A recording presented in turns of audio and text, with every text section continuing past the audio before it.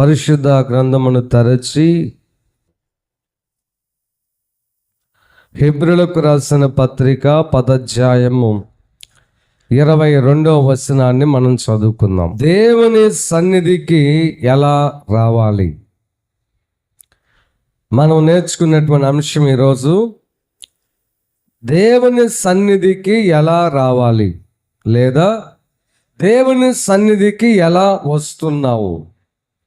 ఇది ఈరోజు మనం నేర్చుకునేటువంటి ప్రాముఖ్యమైన అంశం. సర్వసాధారణంగా మనము దేవుని సన్నిధికి సిద్ధపాటు లేకుండా ఈరోజు దేవుని సన్నిధికి వెళ్తున్నామనే కనీస అవగాహన లేకుండా కొంతమంది ఏమో హడావుడిగా అట్లా బైబిల్ తీసేసుకొని ఇక వచ్చేస్తారంతే. మరి కొంతమంది ఏమో పోవాలి కాబట్టి అలవాటు చొప్పున కాస్త స్నానం చేసేసి ఏదో నచ్చిన బట్టలు వేసుకొని వస్తారు. మరి కొంతమంది ప్రత్యేకమైన ఉద్దేశంతో ఈరోజు ప్రభు సన్నిధికి వెళ్తా ఉన్నాం, ప్రభు యొక్క ఆలయానికి నేను చేరి ప్రభువుని ఆరాధన చేయాలి కాబట్టి భక్తి శ్రద్ధలతో, అంతఃకరణ శుద్ధితో, ఒకలాంటి ఆసక్తితో బాగా శనివారం నుంచే ప్రిపేర్ అయిపోయి ప్రార్థనా పూర్వకంగా మంచి ఏ వస్త్రాలు ధరించాలని ప్రిపేర్ అయిపోయి అంత ప్రిపరేషన్గా ఉంటారు. ఇలాగా రకరకాలుగా దేవుని సన్నిధికి వచ్చేటువంటి వాళ్ళు మీలో ఖచ్చితంగా ఉన్నారు. హల్లెలూయా, హల్లెలూయా. కానీ అసలైనటువంటి విషయం ఏంటంటే శనివారం నుంచే ప్రిపరేషన్గా దేవుని సన్నిధికి రావడమే కరెక్ట్. శనివారం నుంచే ఆలోచన ఉండాలి, ఇదిగో ఈ ఆదివారం ఈ వస్త్రాలు వేసుకోవాలి. రంగు వస్త్రాల, తెల్లని వస్త్రాల, బల్లారాధన లేక కాదనే విషయం పక్కన పెడితే ముందే ప్రిపరేషన్గా ఉండాలి. ఆదివారానికి కావలసిన వస్తువులు ముందే తెచ్చుకోవడం, ఆదివారం పెందల కడ వెళ్ళాలి ప్రభు సన్నిధికి అనే కుతూహలముతో ఉండి దేవుని సన్నిధికి రావడం అనేది చాలా చాలా ప్రాముఖ్యమైన లక్షణం అది. హల్లెలూయా. అయితే శనివారమే ప్రార్థన చేసుకోవాలి. శనివారం నుండి ఆదివారం లేవగానే మళ్ళీ ప్రార్థన చేసుకోవాలి. అయ్యా, ఈరోజు మందిరానికి వెళ్తాను ప్రభా, నాకు ఎలాంటి డిస్టర్బెన్స్ ఉండకూడదు, నిద్రమత్తు రాకూడదు, అజాగ్రత్తగా ఉండకూడదు, తర్వాత వాక్యం నాకు బాగా అర్థం అవ్వాలి. నేను మీ సన్నిధిలో నుంచి ఇంటికి వచ్చేటప్పుడు వ్యర్థంగా నేను పోకూడదయ్యా, వ్యర్థంగా రాకూడదు. ఏదో ఒక విషయం నేర్చుకోవాలి, మీ యొక్క ఆత్మచేత ముట్టబడి తాకబడి రావాలని ప్రార్థన పూర్వకంగా రావాలి. హల్లెలూయా. అయితే భక్తుడైన పౌలు గారు ఏం చెప్తున్నాడో మనం చూద్దాం. మనము దేవుని సన్నిధికి ఎలా రావాలి, మనము దేవుని సన్నిధికి ఎలా వస్తున్నాం, ఇది ఈరోజు మనం నేర్చుకుంటున్నటువంటి అంశం. ఇప్పుడు చదువుదాం. పరిశుద్ధుడైన పౌలు గారు హెబ్రీయులకు ఎలా రాశాడో చూద్దాం. మనస్సాక్షికి కల్మషము తోచకుండా ఉండినట్లు. నెంబర్ 1, ప్రోక్షింపబడిన హృదయము గలవారముగా దేవుని సన్నిధికి రావాలి. స్తోత్రం చెప్పండి అర్థమైన వాడు. ఎలా రావాలి? ప్రోక్షింపబడిన హృదయములు గలవారము. ఇప్పుడు ప్రోక్షింపబడుట అంటే ఏంటి? పూర్తిగా తడవబడిన అని అర్థం. ఇప్పుడు బయట మనం వర్షంలో వెళ్ళినప్పుడు పూర్తిగా తడుస్తావు. అలాగే ఒక బకెట్తోనో లేక పొంగతోనో నీళ్లు పోస్తే ఏ రీతిగా పూర్తిగా నువ్వు తడవబడతావో అలాగ ప్రోక్షింపబడిన హృదయములు గలవారమై. హల్లెలూయా. అనగా హృదయమంతా కూడా కన్నీటితో నింపబడిన వారమై, పశ్చాత్తాప హృదయం గలవారమై ఈ సోమవారం మొదలుకొని శనివారం వరకు ఎలాగా జీవించావో, ఎలాగా ప్రవర్తించావో, ఎలాంటి అవాంఛనీయమైన ఘటనలు నీ జీవితంలోకి వచ్చినాయో వాటన్నిటిని నువ్వు తలంచుకుంటూ పశ్చాత్తాప హృదయం కలిగిన వ్యక్తిగా దేవుని సన్నిధికి రావాలి. ప్రభువా నీవే నాకు దిక్కు అని. హల్లెలూయా. ఉదాహరణ, బైబిల్ గ్రంథముల యోహాను సువార్తలో ఒక స్త్రీ వచ్చింది. 7వ అధ్యాయంలో ఒక స్త్రీ వచ్చింది. ఆమె యేసు ప్రభువారి సీమోని ఇంట్లో ఉంటే ఆమె వెనక వైపుగా వచ్చి యేసు ప్రభువారి మీద అత్తరు పోసి అత్తరు ప్రోక్షించింది కదా. అంటే ఆమె యొక్క హృదయం ఎలా ఉందంటే, ప్రభువా నేను పాపిని, అందరూ నన్ను తక్కువగా చూస్తా ఉన్నారు, అందరూ నా పాపాన్ని బట్టి నాకు ముద్ర వేశారు పాపాత్మురాలైన స్త్రీ అని. నా కుటుంబంలో నాకు విలువ లేదు, సమాజంలో నాకు విలువ లేదు, స్నేహితుల మధ్య నాకు విలువ లేదు, కాబట్టి నాకు నీవు తప్ప మరొక దిక్కు లేదు. హల్లెలూయా. అది ప్రోక్షింపబడిన హృదయం. కన్నీటి పర్యంతమై, దేవా నీవు నన్ను నెట్టివేయవద్దయ్యా, నీవు నన్ను తృణీకరించవద్దయ్యా. అది ప్రోక్షింపబడిన హృదయం. అంటే నువ్వు దేవుని సన్నిధికి వచ్చేటప్పుడు, అబ్బా ఈరోజు మీ రక్తము చేత నేను కడగబడాలి, ఈరోజు మీ వాక్యము చేత నేను తాకబడాలి, ఈరోజు నా పాపములకు మీ సన్నిధిలో పరిహారము పొందుకొని ఈ స్థలములో నుంచి వెళ్ళాలి. అలాంటి ప్రోక్షింపబడిన హృదయములతో రావాలి. స్తోత్రం చెప్పిన అర్థమైన వారు. హిజ్కియా కూడా ప్రోక్షింపబడిన హృదయముతో దేవుని మందిరానికి వచ్చాడు. ఆయనకు వచ్చిన కష్టాన్ని బట్టి, ఆయనకు వచ్చిన ఇబ్బందిని బట్టి శత్రువైన సన్హరీబు వచ్చి, నిన్ను చంపుతాను, నిన్ను పొడుస్తాను, నీ దేశాన్ని నాశనం చేస్తాను, నీ దేవుడు నన్ను కాపాడలేడని విస్తారంగా నోటుకొచ్చినట్లుగా దూషణ మాటలు తట్టుకోలేక దేవుని మందిరంలోకి వచ్చి బట్టలు చింపుకొని సన్హరీబు పంపించిన ఉత్తరాన్ని పరిసి మందిరంలో అప్పుడు ప్రార్థన చేస్తాడు. అది ప్రోక్షింపబడిన హృదయం. హల్లెలూయా, హల్లెలూయా, హల్లెలూయా. కాబట్టి నీవు దేవుని సన్నిధికి ఎలా రావాలంటే ప్రోక్షింపబడినటువంటి హృదయము గలవారిగా, అంటే కుమ్మరించాల దేవుని సన్నిధికి వచ్చి. మీలో కొంతమంది అలాంటి హృదయాలు లేవు. ఎలాంటి హృదయాలు ఉన్నాయో తెలుసా? చాలా డేంజరస్ హృదయాలు ఉన్నాయి మీకు. మీ హృదయాలు చాలా ప్రమాదకరమైన స్థితిలో ఉన్నాయి. ఎంత వాక్యమన్నా కదలనటువంటి కఠిన హృదయాలు కలిగిన ఆ హృదయ స్థితి మీలో చాలా మందికి ఉంది. కన్నీరు రావట్లేదు, మీకు పశ్చాత్తాపం రావట్లేదు, దుఃఖం రావట్లేదు. ప్రార్థన చేయమంటే పొడి ప్రార్థనలు చేస్తున్నారు. హృదయాలు కఠినమైపోయినాయి, బండలాగా అయిపోయినాయి. ఎవరి హృదయాలు బండగా మారిపోతాయి అంటే మనస్సాక్షి శుద్ధీకరణ లేని వారి హృదయాలు బండలాగా మారిపోతాయి. అంటే మనస్సాక్షి వాత వేయబడిన తర్వాత నీ హృదయం బండలాగా మారిపోయింది. నీ మనస్సాక్షి నీకు చెప్తా ఉంటుంది, అలా చేయొద్దు, ఇలా చేయొద్దు, అలా మాట్లాడొద్దు, ఇలా మాట్లాడొద్దు, అలాగ ప్రవర్తించొద్దు, ఈ టయానికి నువ్వు వెళ్ళు, ఆ టయానికి అలా చేయి, అది తప్పు, ఇది కరెక్ట్, వాక్యం ఎలా ఉంది. అయినా కానీ ఏం కాదులే, వాళ్ళు చేయటం లేదా, వీళ్ళు చేయటం లేదా, ఆమె కరెక్ట్గా ఉందా, ఈయన కరెక్ట్గా ఉన్నాడా, వాళ్ళందరూ అలా ఉన్నారుగా అని నిన్ను సరిచేసే మనస్సాక్షిని నీవు అదిమి పడుతున్నావు. ఆ మనస్సాక్షి మాట వినట్లా. అప్పుడు నీ హృదయం కఠినమైపోయింది. హృదయం కఠినమైతే వచ్చే ప్రమాదం ఏంటో తెలుసా?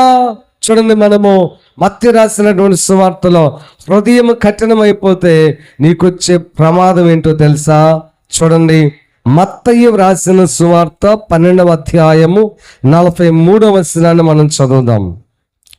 మనస్సాక్షి కఠినంగా మారిపోయిన తర్వాత నీకు జరిగే నష్టం ఏంటంటే, అంతకుముందు ప్రార్థనకు వచ్చిన మొదట్లో నీలో ఏ ఏ పాపాలు ఉన్నాయో ఆ ఒక్కొక్క పాపానికి ఒక్కొక్క దయ్యం అనుకుందాం. ఉదాహరణ, నేను మారు మనసు పొందక ముందు నాలో బూతులు ఉన్నాయి, అదొక చీకటి. నాలో సినిమాలు ఉన్నాయి, అదొకటి చీకటి. నాలో ఇంకేదన్నా త్రాగుడు ఉంది, అదొక చీకటి. నేను మారు మనసు పొందినప్పుడు ఆ 3 పాపాల విషయమే పశ్చాత్తాపడ్డాను. ఆ 3 విషయమే దేవుడు నాకు జయాన్ని ఇచ్చాడు. ఆ 3 దయ్యాన్ని నన్ను వదిలిపెట్టిపోయినాయి. ఇప్పుడు నాలో త్రాగులు లేదు, నాలో సినిమాలు లేవు, నాలో ఇంకొకటి బూతులు లేవు. ఇప్పుడు నేను పరిశుద్ధంగా ఉన్నాను. నాలో వాక్యం ఉన్నది, నాలో బైబిల్ ఉన్నది, నాలో పరిశుద్ధ జీవితం ఉంది. అయితే భక్తిలో కొద్ది కాలం కొనసాగిన తర్వాత నిన్ను పరిశుద్ధుడిగా ఇంకా లోతైనటువంటి జీవిత పునాది వేయటం కోసమై వాక్యం అప్పుడప్పుడు నీవు వింటూ ఉన్న కొలది నీలో ఉన్న మనస్సాక్షి నిన్ను సరిచేసే ఆ ప్రక్రియలో ఇది కూడా ఒప్పుకో, అది కూడా ఒప్పుకో, ఇది కూడా తీసేసుకో, ఈ డ్రెస్ వేసుకో, అలాంటి వస్తువులొద్దు, ఇవన్నీ మనస్సాక్షి నీకు చెప్తా ఉంటుంది. అప్పుడు నువ్వేం చేస్తామంటే మనస్సాక్షిని అదిమి పడతావు. వద్దులే, వాళ్ళు అలాంటి డ్రెస్ వేసుకోలేదా, నేను వేసుకుంటే తప్పేంటి, వాళ్ళు మంచిగా ఉన్నారా, వీళ్ళు మంచిగా ఉన్నారా? ప్రియమైన దేవుని బిడ్డలారా, గుర్తుపెట్టుకోండి, నీ ప్లేట్ నీదే, నీ గ్లాసు నీదే, నీ భక్తి నీదే, నీ విశ్వాసం నీదే. నీవు పరలోకి వెళ్తావా, నరకానికి వెళ్తావా, నీవు దేవుని స్వాధీనంలో ఉంటావు. మరొక వ్యక్తి విషయంలో ఆ వ్యక్తిని దేవుడు చూసుకుంటాడు. నీవు పరులను చూసి బలహీనమైపోతే నష్టపోయేది నీవు, శాపం తెచ్చుకునేది నీవు, వాత వేయబడిన మనసాక్షిగా ముద్ర వేయబడేది నీవు, నష్టపోయేది నీవు. పడిపోవటంలో ఎక్కువగా మనుషులు అవలంబించే విధానం ఏంటంటే ఇతరుల లోపాలు చూడటం. ఒక విషయం చెప్పనా, మీలో ఎంతమంది ఉన్నారు కదా, ప్రతి మనిషి గురించి మీకు ఒక అవగాహన ఉంటుంది ఖచ్చితంగా. మీరు అనుకుంటారు ఈ అమ్మాయి ఖచ్చితంగా నరకానికి పోయింది అనుకుంటాం. ఖచ్చితంగా అమ్మాయి పరలోకం పోయింది రేపు. హల్లెలూయా. అది మీకు తెలియదు. ఖచ్చితంగా ఈ అమ్మాయి పరలోకం గ్యారెంటీగా పోయింది అని అనుకుంటాం. ఆ అమ్మాయి పరలోకం గుమ్మం దగ్గర కూడా పోదు. ఎందుకంటే పైకి కొంతమంది పాపిష్టులుగా కనబడతారు, కానీ లోపల చాలా నీతిమంతులుగా, పరిశుద్ధులుగా వారి వ్యక్తిగత జీవితం ఉంటుంది. హల్లెలూయా. కొంతమంది పైకి పరిశుద్ధులుగా, నీతిమంతులుగా, యథార్థమైన మాటలు మాట్లాడే వాళ్ళుగా మనుషులు కనబడతారు, ప్రవర్తిస్తారు, కానీ వారి ఇన్నర్ లైఫ్, లోపల జీవితం, వ్యక్తిగత జీవితం, పర్సనల్ లైఫ్ అంతా కూడా అపవిత్రంగా, పాపముతో, కల్మషముతో నిండినట్లుగా ఉంటారు. కాబట్టి హృదయం దేవుడికి మాత్రమే తెలుసు. అర్థమవుతున్న వాళ్ళు స్తోత్రం చెప్పండి. దాన్ని బట్టి నువ్వు జడ్జి చేసి నువ్వు నష్టపోవద్దు. అందుకనే నీవు గనక వాతావేయబడిన మనసాక్షిగా ఉంటే కడపట నీ స్థితి ఘోరంగా ఉంటుంది. అంటే ఉదాహరణ, ఇప్పుడు నాలో అంతకుముందు 3 పాపాలు ఉన్నాయి. ఏ పాపాలు? ఒకటి ఏ పాపం ఉంది? బూతులు, త్రాగుడు, సినిమాలు. ఇప్పుడు నేను మనస్సాక్షిని సరి చేసుకోకుండా కఠినపరుచుకున్నాను అనుకో, అప్పుడు నేను దెబ్బతిన్నాక 7 ఒక్కొక్కటి పోయి 7 తెచ్చుద్ది. అంతకుముందు నాకు సిగరెట్లు లేవు, అవి వస్తాయి. అంతకుముందు నాకు వ్యభిచారం లేదు, అది వచ్చింది. అంతకుముందు నేను పేకాటలేదు, అది కూడా వచ్చింది. అంతకుముందు నేను భార్యను కొట్టడం లేదు, ఇప్పుడు భార్యను కొడతా. అంతకుముందు బజార్లో కూర్చోవడం లేదు, ఇప్పుడు బజార్లో కూర్చుంటా. అంటే కడపటి ఇంకా చెడిపోతావు నువ్వు. 7 దయ్యాలు వస్తాయి. అందుకనే ప్రోక్షింపబడిన హృదయాలు నీకుంటే నువ్వు ఎల్లప్పుడూ పదిలంగా ఉంటావు. అర్థమైన స్తోత్రం చెప్పండి. ఎప్పుడు ప్రోక్షింపబడిన హృదయం కలిగిన వారుగా ఉండాలి. కొంతమంది అంటారు, ఏందిరా ఆ చర్చలు ఎప్పుడు ఏడుస్తుంటారంటే, నేను అంటాను, ప్రభు రాకడ వచ్చేంత వరకు మనం ఏడుస్తూనే ఉండాలి. స్తోత్రం చెప్పండి గట్టి. ప్రభు రాజ్యానికని నాకు ఎప్పుడు నవ్వుతూనే ఉంటాం మనం. ఇక్కడ ఏడ్చిన వాళ్ళు అక్కడ నవ్వుతారు. హల్లెలూయా. దేవుడి వాక్యం కూడా అది ఉంది. ఇప్పుడు దుఃఖపడుచున్న మీరు రేపు నవ్వెదరు అన్నాడు లోకాసువార్తలో. నువ్వు దుఃఖపడు, నువ్వు ఏడు. ప్రోక్షింపబడిన హృదయంలాగా దేవుని సన్నిధికి రా. ప్రార్థన అనేసరికి నిలబడతావో, కూర్చుంటావో, ఎలా చేస్తావో కానీ కన్నీరు ప్రవాహంలాగా మారాలి. అది ఇర్మియా భక్తుడు 9వ అధ్యాయము 1వ వచనంలో ఒక మాట అంటాడు, చదవండి. ఇర్మియా 9:1 చదవమ్మా. నా తల జలమయముగాను, నా కన్ను కన్నీళ్ళ ఊటగాను. బా, ఆ నీచులకు, హృదయాలు కఠినమైన దుర్మార్గులకు కన్న బిడ్డలను చంపుకోవాలని ఎలా వచ్చింది చెప్పండి? వాత వేయబడిన మనస్సాక్షి. ఇలాగ సమాజాన్ని చూసినప్పుడు నీ హృదయంలో ప్రోక్షింపబడిన ఆ కన్నీరు రావాలండి. నీకోసమే కాదు నువ్వు ఏడవలసింది. హల్లెలూయా. యేసు రక్తము చేత కడగబడిన నీవు, ఆ సిలువలో కాచబడిన రక్తము ప్రపంచమంతటి కోసం కాచాడు కాబట్టి నీ కట్టే భారం కలగాలి. ఏందా భారం అంటే, ఎందుకు ప్రభు ఇలాగ మనుషులు మారిపోతున్నారు, వీళ్ళందరూ జీవితాలు ఎందుకు ఇలాగా దుర్భరంగా మారిపోతున్నాయి, దుర్భరంగా మారిపోతున్నాయి. మీరెవరు బాధపడద్దు, కానీ స్త్రీ అంటే మరి చాలా విలువ, నేను కాదంటలేదు. కానీ ఒక్క 15-20 సంవత్సరాల నుంచి స్త్రీలు పూర్తిగా రివర్స్ అయిపోయారండి. పూర్తిగా రివర్స్ అయిపోయారు. 20 సంవత్సరాల నుంచి, అంతకుముందు కూర్చో అని కూర్చున్నాడు, మంచిగా తెచ్చుకపో అని గరగడ ఉండి తెచ్చేవారు. ఇప్పుడు తెచ్చుకపో అంటున్నారు. ఇప్పుడు తెచ్చుకపో, పొడుకపో, వండుకపో, అక్కర్లేదు పో, ఇది ఇప్పుడు మాటలు. అంతకుముందు అలా లేదు. ఏది చేసినా, ఏ మాట అన్నా అలాగ సర్దుకొని పోయేవాళ్ళు. మీ సంగతే కాదు, ప్రపంచాన్ని చూడండి ఒక్కసారి. అందుకే మన హృదయాల్లో ఏముండాలి చెప్పండి? ప్రోక్షింపబడిన హృదయములతో దేవుని సన్నిధికి రావాలి. చదవండి, హెబ్రీ పత్రిక 10వ అధ్యాయము 22వ వచనం. మళ్ళీ చదవయ్యా. మనస్సాక్షికి కల్మషము తోచకుండా ఉండినట్లు ప్రోక్షింపబడిన హృదయము గలవారమును నిర్మలమైన ఉదకముతో స్నానము చేసిన శరీరమును గలవారమై ఉండి విశ్వాస విషయములో సంపూర్ణ నిశ్చయత కలిగి యథార్థమైన హృదయముతో మనము దేవుని సన్నిధికి రావాలి. ఎలాగ రావాలి? రెండోది, ఫస్ట్ది ప్రోక్షింపబడిన హృదయం చెప్పాను. రెండోది నిర్మలమైన ఉదకముతో స్నానము చేసిన శరీరము. ఉదకం అంటే నీళ్లు అని అర్థం. నిర్మలమైన నీళ్ళు అంటే శుద్ధమైన నీరు. అంటే శుద్ధమైన నీటితో స్నానం చేసిన శరీరాలు కలిగి మందిరానికి రావాలి. ఇక మీ అందరికీ అర్థమయ్యే భాష ఏంటంటే, పరిశుభ్రమైన నీటితో స్నానం చేసి మందిరానికి రావాలి.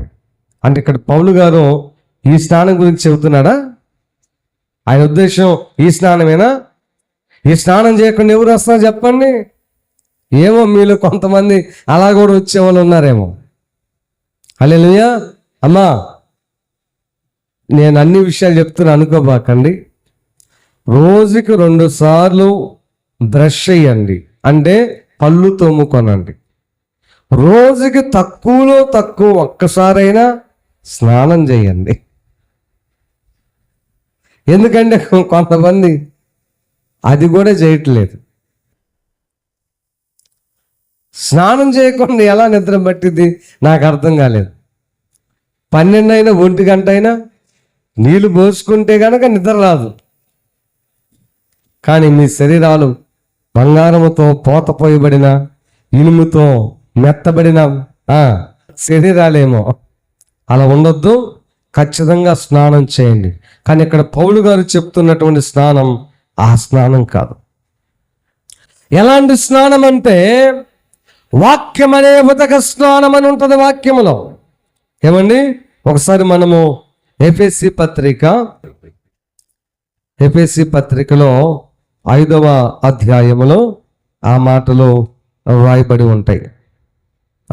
చూడండి, 5వ అధ్యాయము 27వ వచనం చదవండి.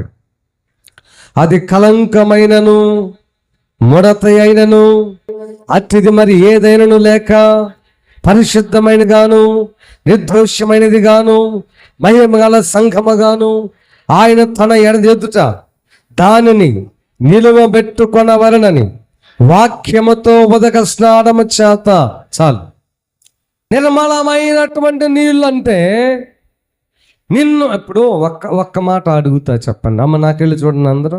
స్నానం ఎందుకు చెయ్యుదురు చెప్పండి, ఎందుకు చేస్తారు? ఎవరన్నా బురదతో స్నానం చేసేవాళ్ళు ఉన్నారా? పేడ కలుపుకొని రుద్దుకునే వాళ్ళు ఉన్నారా? ఎందుకని? అసలు స్నానం చేసే దేనికి?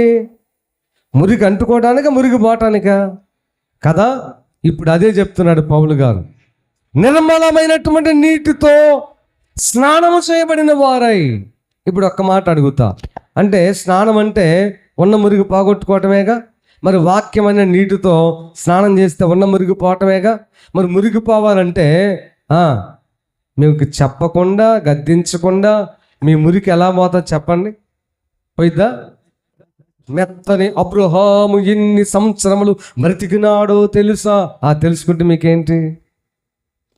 దాని ద్వారా అది నిర్మలమైనటువంటి వాక్య స్నానం కాదు. అది నిర్మలమైన నీరు, నిర్మలమైన వాక్యం అంటే నీ మురికిని పోగొట్టే వాక్యం అయితేనే నిర్మలమైన వాక్యము. హల్లెలూయా. వినసొంపోయిన వాక్యము నిర్మలమైన వాక్యం కాదు.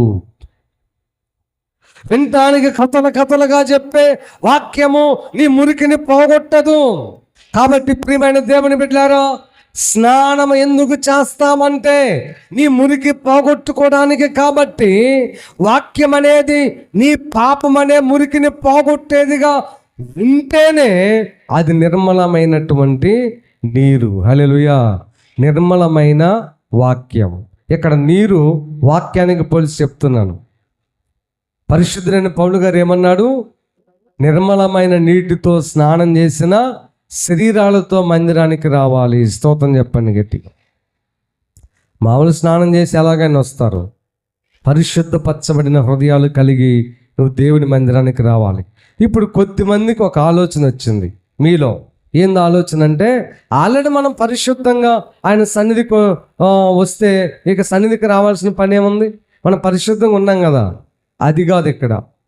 ఇక్కడ పౌలు గారు ఎందుకు రావాలని చెప్తున్నాడంటే, నీవు కోరికలు కోరడానికి రావాలి అనుకున్నప్పుడు, నువ్వు దేవుని సన్నిధిలో ఆరాధన చేయడానికి రావాలి అనుకున్నప్పుడు, వరాలు పొందుకోవడానికి నువ్వు రావాలనుకున్నప్పుడు, పాపాలు పోగొట్టుకోవడానికి రావాలంటే అది వేరే ప్రక్రియ.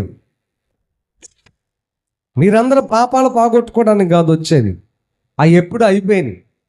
ఇప్పుడు మీరు పరిశుద్ధులుగా మారడానికి, దేవుని యొక్క రాజ్యానికి మీరు ఆయత్తపరచబట్టడానికి, అంటే సిద్ధపరచబట్టడానికి, ఇంకా నశించిపోతున్న నీ కుటుంబ సభ్యుల కోసం వరాలు అడగడానికి, నీ యొక్క గ్రామము, నీ ప్రాంతము, నీ హృదయంలో ఉన్న భారాన్ని బట్టి వాళ్ళకి రక్షణ జరగాలని చెప్పి ప్రభువుని వేడుకోవడానికి మనందరం చేరాము. హల్లెలూయా, హల్లెలూయా, హల్లెలూయా. మరి మీరు ఇందాక ప్రోక్షింపబడిన హృదయాలు అని చెప్పారు కదన్నా, మరి పాపాలు ఒప్పుకోవడమే కదంటే, అంతకుముందు పాపాలు మళ్ళీ ఒప్పుకోకూడదు సుమా. మళ్ళా నీకు మురికి అంటుకుంటుంది. మరలా జ్ఞాపకం వచ్చేట చోట నీవు నష్టపోతావు. గత పాపాలను ఒప్పుకోవాల్సిన పని లేదు. ఒక్కసారి చాలవి. వాక్యంలో ఉంది, హెబ్రీ పత్రికలో ఉంటుంది ఆ మాట. ఒక్కసారే నీవు నీ పాపాలు ఒప్పుకోవాలి. మరలా నువ్వు ఎప్పటికీ నీ పాపాలు ఒప్పుకోవాల్సిన పని అస్సలు లేదు. నువ్వు ఒక్కసారి ఒప్పుకోవాలి. మరలా నువ్వు ఒప్పుకోవాల్సిన అంటే, ఆ ఒప్పుకుంటే గనక ఖచ్చితంగా నీ హృదయము మలినమైపోతుంది. మీ మనసాక్షి కూడా కల్మషం అయిపోతుంది. నీ పాపాలు మరలా గుర్తుకొస్తాయి. అలాగ నీవు చేయకూడదు. హల్లెలూయా, హల్లెలూయా. అయితే నువ్వు ఎలా చేయాలంటే, ఈ వారం అంతట్లో నువ్వు చేసింది మాత్రం ఒప్పుకోవాలి. అందుకే మనసాక్షిని పెట్టాడు మనకి. ఏ రోజుకి ఆ రోజు నిన్ను సరి చేయడానికి ఒక స్కానింగ్ లాగా. స్తోత్రం చెప్పండి. కాబట్టి దేవుని మందిరానికి ఎలా రావాలంటే, ఒకటి ప్రోక్షింపబడిన హృదయాలు కలిగి రావాలి. రెండోది నిర్మలమైన నీటితో స్నానం చేయబడిన శరీరాలు కలిగిన వారై రావాలి. మూడోది విశ్వాస విషయంలో సంపూర్ణ నిశ్చయత కలిగిన వారమై రావాలి. స్తోత్రం చెప్పండి. అర్థమైన వారు. చాలా ముఖ్యమైన మాట ఇది.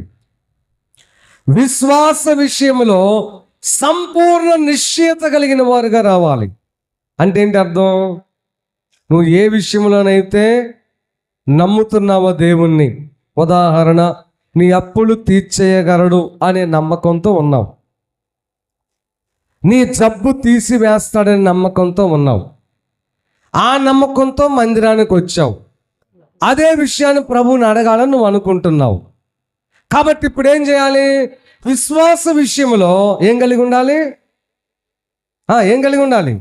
సంపూర్ణ నిశ్చయత నిశ్చయత అంటే అర్థమైంది, నేను దేనినైతే నమ్ముతున్నానో అది ఖచ్చితంగా దేవుడు నాకు ఇస్తాడు అని. సంపూర్ణం అంటే 100కి 100% నీవు నమ్మి మందిరానికి రావాలి. హల్లెలూయా. ఇప్పుడు ఆయన సన్నిధికి చేరాలంటే ఇంకొక అర్థం కూడా వస్తుంది. ఉదాహరణ, నీకున్న కష్టం, నీకున్న బాధ, నీకున్న అవసరతను బట్టి నువ్వు ఒక్కదానివే ఇంట్లో మోకరించి ప్రార్థన చేసుకున్నావు, అది కూడా ఆయన సన్నిధిలోకి నువ్వు పోవడమే. అంటే ప్రార్థన చేయడానికి ఆయన సన్నిధిలోకి నువ్వు వెళ్ళడమే. అప్పుడు ఏం చేయాలి? ఏ విషయమైతే నీవు కోరిక కలిగి ఉన్నావో, ఏ విషయమైతే నీకు అక్కర ఉన్నదో, ఏ విషయమైతే నీవు కావాలని ఎదురు చూస్తున్నావో ఆ విషయంలో ప్రభువు నువ్వు అడగటానికి నువ్వు ఎలా వెళ్ళాలంటే సంపూర్ణమైన నిశ్చయత. ఖచ్చితంగా దేవుడు అప్పులు తీరుస్తాడు, ఖచ్చితంగా దేవుడు కష్టాలు గట్టెక్కిస్తాడు, ఖచ్చితంగా నేను దానిని సాధిస్తాను, ఖచ్చితంగా దేవుడు నాకు ఉద్యోగం ఇస్తాడు, ఖచ్చితంగా దేవుడు నాకు వివాహం జరిగిస్తాడు. స్తోత్రం చెప్పండి. అర్థమైన ఒక అమ్మాయి పెళ్లి వయసు వచ్చిందంట. పెళ్లి వయసు వస్తే వాళ్ళమ్మ ఒకరోజు పిల్లని పిలిచి అడిగిందమ్మా, నీకు 18 సంవత్సరాల దాకా వచ్చినాయి, 17-18 దాకా, ఇంకా నాన్న కూడా లేడు, నాన్న చనిపోయాడు, నేనే కదా నీకు పెళ్లి చేయాలి, తొందరగా నీకు కూడా పెళ్లి చేస్తే నాకు భారం దిగిపోయిద్దమ్మా, మళ్ళీ నీకు పురులు పోయాలి, తొందరగా పెళ్లి చేసుకో అందంట. ఆ అమ్మాయి ఉండి నేను పెళ్లి చేసుకోను అన్నాను. అరే పెళ్ళి ఎందుకు చేసుకోవమ్మా నువ్వు అంటే, విమానాలు నడిపేవాడిని చేసుకోవాలని నాకు ఆశ ఉంది అందంట. ఏం నడపాలి? విమానంలో నడిపేవాడు కావాలంట అమ్మాయికి. మరి నువ్వేం చదువుకున్నావంటే, ఆ పిల్ల ఏదో 10వ తరగతో 11వ తరగతో చదివింది. మరి విమానంలో నడిపేవాడు నీకు ఎలా దొరుకుతాడు? పైలట్. వాళ్ళమ్మంది పిచ్చి పిచ్చి కోరికలు కోరొద్దు, నువ్వు మాత్రం నేను చెప్పిన సంబంధం చేసుకో అంది. నేనైతే చేసుకోనమా, నేను ప్రార్థన చేస్తా, విశ్వాసముతో ఎదురు చూస్తా, నా దేవుడు ఖచ్చితంగా చేస్తాడు, నా కోరిక నెరవేరుస్తాడు. అదే విశ్వాస విషయంలో దృఢమైన నిశ్చయత గల వ్యక్తిగా ఎదురు చూస్తా ఉంది అమ్మాయి. ఖచ్చితంగా దేవుడు చేస్తాడు. యోహాను సువార్తలు అన్నాడు, నా యందు నీవును మీ యందు నా మాట నీ యందు నా మాటలు నిలిచి ఉంటే మీకేమి ఇష్టమో నీకేది ఇష్టమో అడగండి, అది నీకు అది నేను అనుగ్రహించదను. స్తోత్రం చెప్పండి గట్టిగా. ఖచ్చితంగా ఇస్తాడు యేసయ్య. అమ్మా, మీలో అపనమ్మకం ఉంటే కార్యాలు జరగవు. సంపూర్ణ నిశ్చయత ఉండాలి. ఏదో సామెత చెప్పినట్టుగా జరగటం మాత్రం పక్కా, లేట్ అయితే కావచ్చు. జరగటం మాత్రం పక్కా, ఖచ్చితంగా, లేట్ అయితే కావచ్చు. దేవుడు ఏ సమయమునివ్వాలో నీ తొందరను బట్టి ఆయన కార్యాలు చేయడు. తన ప్రణాళికాపూర్వకంగా ఆయన కార్యాలు చేస్తాడు. హల్లెలూయా. కాబట్టి నాయందు నీ ఉండాలి, నీలో నా మాటలు ఉంటే మీకేది ఇష్టమో అడగండి, ఇస్తానన్నాడు. హల్లెలూయా. కాబట్టి అమ్మాయి ప్రార్థన చేస్తుంది. ఒకరోజు అందరు నిద్రపోతున్న టైంలో ఇంటి మీద పెద్ద శబ్దం వచ్చింది. ఏంటో ఇంటి మీద పెద్ద శబ్దం అని చూస్తే ఒక పైలట్ ట్రైనింగ్ విమానం నడుపుతూ ఉన్నాడు, ట్రైనింగ్లో ఉన్నాడు. ఆ విమానం కుప్ప కూలిపోయింది, ఆ ఇంటి మీదే పడిపోయింది. పెంకిటిల్లు అది పూర్తిగా కొలాప్స్ అయిపోయింది ఇల్లు. విమానం ఇరిగిపోయింది, అతను కూడా గాయాలతో నడింట్లో పడిపోయాడు. వీళ్ళేమో అర్ధరాత్రి సమయంలో కేకలు పెట్టుకుంటా అమ్మో ఏం జరిగిందని వచ్చారు. ఇళ్ళ పక్కన వాళ్ళు వీళ్ళు కూడా లేచి చూస్తే ఒక యవనస్తుడు పడిపోయి ఉన్నాడు. వెంటనే తల్లి పిల్లిద్దరు కలిసి అబ్బాయిని జాగ్రత్తగా తీసి ఈ ఇంటి పక్క వాళ్ళ సహకారంతో సపర్యలు చేశారు. సపర్యలు చేసిన తర్వాత మైండ్ వచ్చిన తర్వాత కోలుకున్న తర్వాత అబ్బాయి సొంత ఇంటికి వెళ్ళిపోయాడు. వాళ్ళ అమ్మకి నాన్నకి చెప్పాడు. విషయం అంతా చెప్పిన తర్వాత ఆ అబ్బాయికి వాళ్ళ తల్లిదండ్రులు అన్నారు, అబ్బాయి ఏదో అపాయం కూడా తప్పిపోయింది, నీ ట్రైనింగ్ కూడా పూర్తయిపోయింది, నీవు ఇంక వివాహం చేసుకుంటే ఇక ఆ పని కూడా పూర్తయిపోయింది అన్నారు. వీడంటాడు, నేను ఒక అమ్మాయిని ఇష్టపడ్డాను, ఆ అమ్మాయినే నేను పెళ్లి చేసుకుంటాను అంటాడు. ఏ అమ్మాయిరా ఎవరు ఏందంటే అంటే పైలట్ అంటే వాళ్ళ రేంజ్ వేరుగా ఉంటుంది కదా. ఉన్నతమైన ఫ్యామిలీని ఖచ్చితంగా ఆలోచన చేస్తారు. కానీ వీడు చెప్పాడు, పలానూరులో నా విమానం కుప్పకూలినటువంటి ఇంట్లో ఒక అమ్మాయి ఉంది, ఆ అమ్మాయినే నేను పెళ్లి చేసుకుంటాను అంటాడు వీడు. హల్లెలూయా, హల్లెలూయా. అప్పుడు వాళ్ళ తల్లిదండ్రులు సరే అమ్మాయిని చూద్దాం పద అని చెప్పి వస్తే చాలా పేద ఇల్లు, చిన్న పెంగిటిల్లు, అది కూడా పడిపోయి ఉంది. అమ్మాయి కూడా ఏదో 10వ తరగతి 11వ తరగతి చదివింది, అంటే 10వ ఇంటర్ చదివింది. పెద్దగా అందం నాణ్యం ఎత్తు పెద్ద ఏమి లేదు. అప్పుడు వాళ్ళందరూ అన్నారు, చీ నీకేమైనా మెంటలా,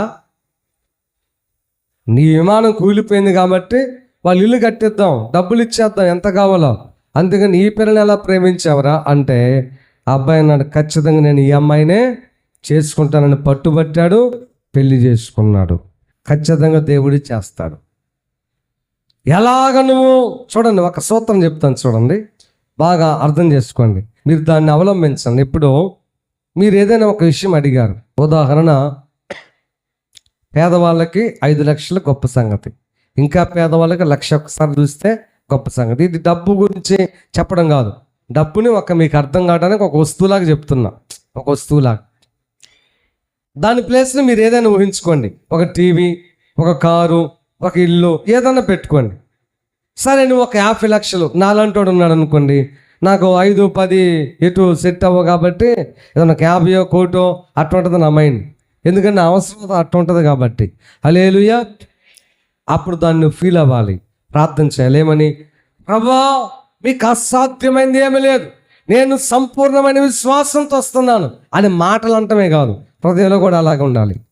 నాకు ఖచ్చితంగా ₹1,00,00,000 ప్రభు ఇస్తాడు, ఖచ్చితంగా ₹1,00,000 ప్రభు ఇస్తాడు, నేను చూస్తా, ఖచ్చితంగా నేను ఇదిగో ఈ యొక్క వస్తువు నేను చూస్తా.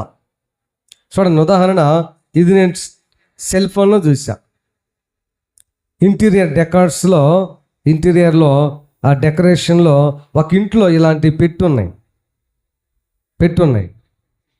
నేను అనుకున్నా, అమ్మ ఎక్కడ ఉంటాయో అది మనకు అసాధ్యమేమో, అవి ఆడ దొరుకుతాయో ఏమో అని నేను అనుకున్నాను. దాని కొరకు అది అయితే బాగుండని ఆశపడ్డాను.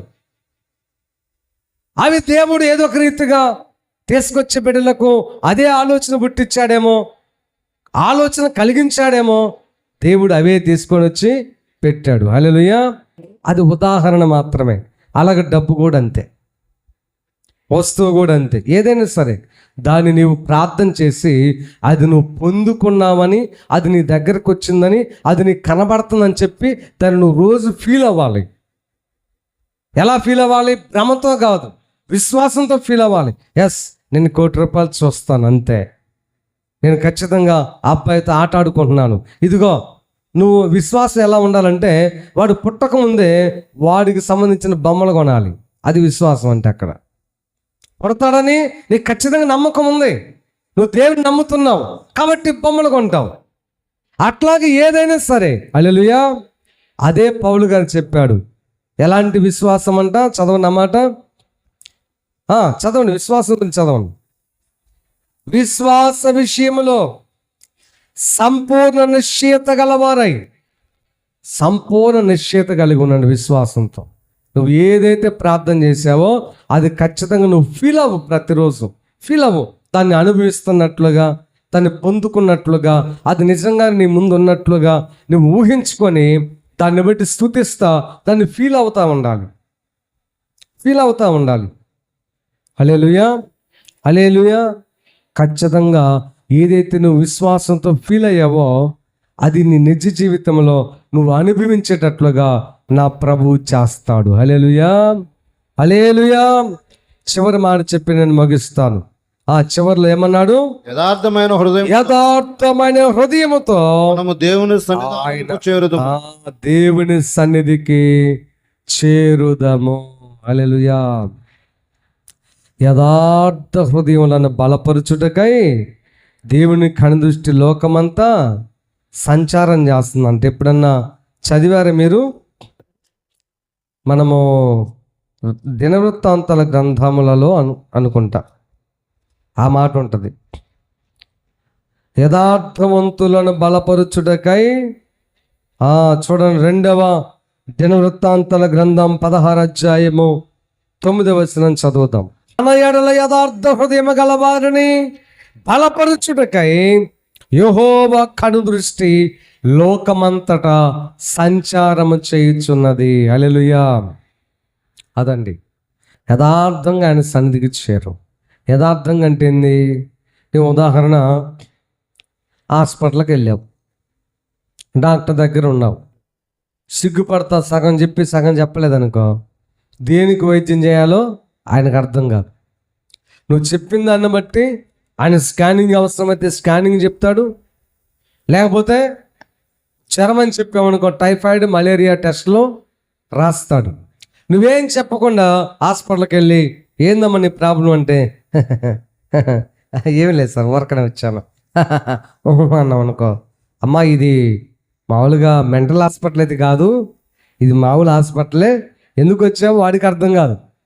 అయినా నువ్వు నవ్వుతూ ఉన్నావు అనుకో, వచ్చేప్పుడు వాడు కూడా నవ్వుతుంటాడు, ఏమైంది అర్థం కాక. ఆ మెంటల్ వాడికి వస్తుంది. కాబట్టి నువ్వు ఖచ్చితంగా చెప్పాలి. నొప్పి ఎలా ఉందో, ఏ టైంలో వస్తుందో, జ్వరం ఎప్పుడెప్పుడు వస్తుందో, రోజులు ఏ టైంకి వస్తూ ఉంది, జ్వరం వచ్చినప్పుడు నీకు చలి వస్తుందా లేదా. అలాగే యథార్థవంతులంటే అర్థం ఏంటంటే ఆయన సన్నిధికి వచ్చిన తర్వాత ఏది దాయకుండా చెప్పడం. హల్లెలూయా, హల్లెలూయా. ఏది మనసులో పెట్టుకోకుండా మాట్లాడడం, ఏది దాయకుండా ప్రభు సన్నిధిలో కుమ్మరించడం. ప్రభువా నిజమేనయ్యా, నిజమేనయ్యా, నాలో అది ఉందయ్యా, నిజమే అది నేను చేశానయ్యా, నిజమేనయ్యా అలాగ ప్రవర్తించానయ్యా, నిజమేనయ్యా ఆ వస్తువు నాలో ఉంది, మా ఇంట్లో ఉంది. నువ్వు యథార్థంగా ఒప్పుకోవాలి. అప్పుడే నువ్వు ఆయన సన్నిధికి చేరి అడిగిన ప్రతి మాటకు జవాబు పొందుకుంటావు. హల్లెలూయా. ఖచ్చితంగా జవాబు వస్తుంది నీకు, ఖచ్చితంగా విడుదల వస్తుంది, ఖచ్చితంగా నీవు ఆ యొక్క అనుగ్రహాన్ని పొందుకొని వెళ్తావు. ఎప్పుడంటే యథార్థత నీలో ఉన్నప్పుడు. స్తోత్రం చెప్పండి. ఎందుకంటే యథార్థవంతుల కోసమే తిరుగుతూ ఉన్నాడంటే యేసయ్య. తన ఎడల యథార్థ హృదయం గలవారిని బలపరుచుటకై లోకమందంట ఆయన సంచారము చేయుచున్నాడు. హల్లెలూయా. కీర్తన గ్రంథంలో ఒక్క మాట మనం బల్లారాధనలోకి వెళ్దాం. కీర్తన గ్రంథము 112వ అధ్యాయము 1వ వచనం కూడా చదవండి. యెహోవాను స్తుతించుడి, యెహోవా యందు భయభక్తులు గలవాడు, ఆయన ఆజ్ఞలను బట్టి అధికముగా ఆనందించువాడు ధన్యుడు. వాని సంతతి వారు భూమి మీద బలవంతులగుదురు, యథార్థవంతుల వంశపు వారు దీవించబడతారు. కలిమి ఉంటుంది, సంపద వాళ్ళ ఇంట్లో ఉంటుంది. స్తోత్రం చెప్పండి గట్టిగా. నువ్వు యథార్థవంతుడు గనక అయితే, యథార్థవంతురాలు అయితే ఏమవుతావు చెప్పు? నీ ఇంట్లో కలిమి ఉంటుంది, సంపద ఉంటుంది. నువ్వు దేవుడికి 100 రూపాయలు ఇయ్యి అని చెప్పి మీ ఆయన నీకు ఇచ్చి పంపించాడు అనుకో, 100 రూపాయలు ఇస్తే ఎట్టా విజయాన్న బాగుపడ్డం, ఇంకోటి మందిరం మీద ఇంకోటి మందిరం వేయడా అని చెప్పి 90 రూపాయలు జేబులో పెట్టుకుని 10 రూపాయలు వేసి ఇంటికాడ పోయి మీ భర్తకు చెప్తావు, కానుక మొత్తం వేసానండి, అబ్బాయి పేరు నాకు 20, చిన్నమ్మాయి పేరు నాకు 20, నీ పేరు నాకు 20, మొత్తం 5గురి పేరున 5-20లో. యథార్థత కాదు. అంటే అది ఉదాహరణ కోసం చెప్పే, కానుక కోసం కాదు. యథార్థత కాదు. దేనిక యథార్థత? యథార్థత లేకపోతే నీ ఇంట్లో పేదరికం ఉంటుంది. అందుకే రివర్స్లో దాన్ని ఆలోచన చేయండి. యథార్థవంతుల వంశపు వారు దీవించబడతారు, ఇంట్లో కలిమి సంపద ఉండును. ఉందా? దాని రివర్స్లో ఆలోచన చేయండి. యథార్థత లేని వారి ఇంటిలో పేదరికము దరిద్రత, కలిమి సంపద, పేదరికము దరిద్రత వ్యతిరేకంగా అవి ఉంటాయి. ఎందుకు ఇంట్లో ఎప్పుడు పేదరికం ఉందంటే నీవు యథార్థవంతురాలవు కాదు. అది ఎందుకు ఇంట్లో పేదరికము దరిద్రత తాండవిస్తుందంటే ఇంటి యజమానిగా నీవు యథార్థవంతుడవు కావు. అందుకే పేదరికం. చాలాసార్లు చెప్తాను, నా ప్రభు శ్రీమంతుడండి, మనం పేదవాళ్ళగా ఉంటాం, అప్పుల్లో ఉంటాం అనేది అంత కరెక్ట్ కాదు. మనలో లోపం ఉంది, మనలో యథార్థత లేదు. అందుకని ఈ మధ్యాహ్న కాల సమయంలో యథార్థ హృదయంతో ఆయన సన్నిధికి రావాలి. కళ్ళు మూసుకొని ప్రార్థన చేసుకుందాం.